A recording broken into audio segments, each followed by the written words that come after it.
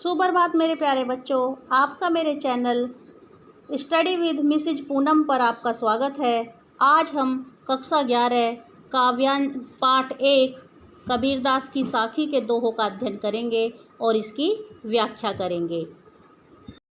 बलिहारी गुरु आपने गोहाड़ी के बार, जिन मानिस्ते देवता करत न लागी बार। कबीरदास जी कहते हैं, मैं अपने उस गुरु पर अपने आप को बार बार न्यौछावर करना चाहता हूँ। जिन मानिस्ते देवता, जिन्होंने मुझे मनुष्य से देवता बनाने में करत न लागी बार, तनिक भी देर नहीं लगाई। यदि इस दोहे में रस, छंद और अलंकार की बात की जाए तो इसमें रस शांत है, इसमें छंद दोहा है और अलंकार यमक और श्लेष हैं। सतगुरु की महिमा अनंत, अनंत किए उपकार, लोचन अनंत उघाड़ियाँ, अनंत दिखावण हार। कबीरदास जी कहते हैं, मेरे सतगुरु की, सतगुरु होता है बेटा सच्चा गुरु, मेरे उस सतगुरु की जो महिमा है वो अपार है। अनंत किए उपकार, और उन्होंने मुझ पर अनेकों उपकार किए हैं जिनका कोई अंत नहीं है। लोचन अनंत उघाड़ियाँ, उन्होंने मुझे दिव्य दृष्टि प्रदान की। उन्होंने मुझे क्या किया? दिव्य दृष्टि प्रदान की और हमें अनंत ब्रह्म के दर्शन करवाए। अनंत दिखावण हार का मतलब है अनंत ब्रह्म के दर्शन कराए। अगर इस दोहे में रस, छंद और अलंकार की बात की जाती है तो इसमें रस शांत है, अलंकार यमक है और शब्द शक्ति लक्षणा है। तेल भरी बाती दई अघट, पूरा किया बिसाहुणा बहुरी न आवे हट। कबीरदास जी कहते हैं कि गुरु ने शिष्य के शरीर रूपी दीपक को ईश्वर के प्रेम रूपी तेल से भर दिया।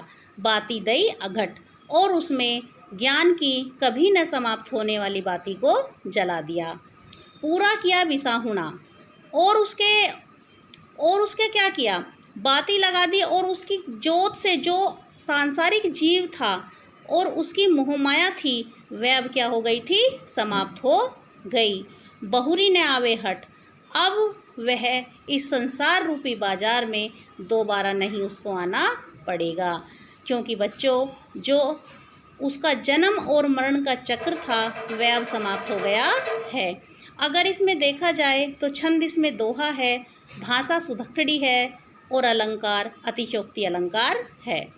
बूढ़े थे परी उबरे, गुरु की लहरी चमकी, भेरा देखा जरजरा उतरी पड़े फरंकी।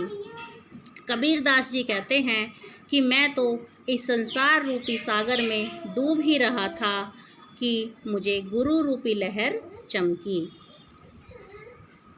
भेरा देखा जरजरा, शरीर रूपी नाव जिससे मैं इस संसार रूपी सागर को पार करना चाहता था, जब मैंने देखा कि यह बिल्कुल जर्जर है तो उतरी पड़े फरंगी, तो मैं उससे शीघ्र ही उतर गया। इसमें रस, छंद और अलंकार जो पहले दोहे में थे वही रहेंगे। चिंता तो हरि नाव की और न चिंता दास, जो कुछ चितवे राम बिन सोई काल की पास। कबीरदास जी कहते हैं कि मुझे सिर्फ हरि के नाम की है और इस दास को और कोई दूसरी चिंता नहीं है। जो कुछ चितवे राम बिन, जो उस राम के नाम के बिना किसी अन्य वस्तुओं की चिंता करते हैं, सोई काल की पास, वो सब काल के बंधन में बंधे होते हैं। तू करता तू भया, मुझ में रही न हूँ, बारी फेरी बली गई, जित देखो तित तू। कबीरदास जी कहते हैं कि मैं तू करता हुआ अब तेरे जैसा ही हो गया हूँ। कहने का तात्पर्य ये है कि हे ईश्वर, मैं आपका नाम लेते लेते आपके जैसा ही हो गया हूँ। मुझ में रही न हूँ का मतलब होता है बेटा घमंड। अब मुझ में जरा सा भी घमंड नहीं रहा है। बारी फेरी बली गई, और जो मेरा यह आवागमन का जो चक्र था अब वो समाप्त हो गया है। जित देखो तित तुम, और मैं अब जहाँ भी देखता हूँ मुझे हर जगह अब आप ही आप नज़र आते हैं। बेटा ये जो दोहे मैं आपको पढ़ा रही हूँ इनसे रिलेटेड आपसे 5 क्वेश्चन पूछे जाएंगे, जिनका आपको जो दोहे हैं इनकी व्याख्याओं में से ही आपको आंसर देना होगा। ठीक है। कबीर सूता क्या करे, काहे न देखे जागी, जाके संग ते बिछुड़िया, ताही के संग लागी।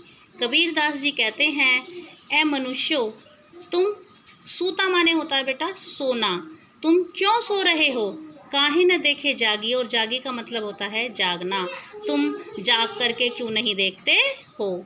जाके संगते बिछुड़िया, तुम जिसके संग से बिछुड़ गए हो, ताही के संग लागी, तुम उसी के साथ जा कर के क्यों नहीं लग जाते हो।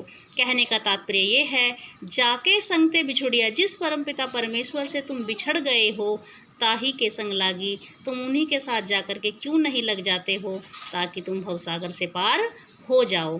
बेटा कबीर दास की जो साखी है इसमें 21 दोहे हैं, जिसमें से 7 हमने आज पढ़ लिए। अगर मैं ज़्यादा पढ़ाऊँगी तो एक तो वीडियो लंबी हो जाएगी और दूसरा ज़्यादा पढ़ाया हुआ आपको समझ में भी नहीं आएगा। तो 21 हैं तो 3 बार में हम इस साखी को कंप्लीट कर लेंगे, इसीलिए आज मैंने 7 दोहे पढ़ाए हैं। पहले आप इन्हीं का अध्ययन करें।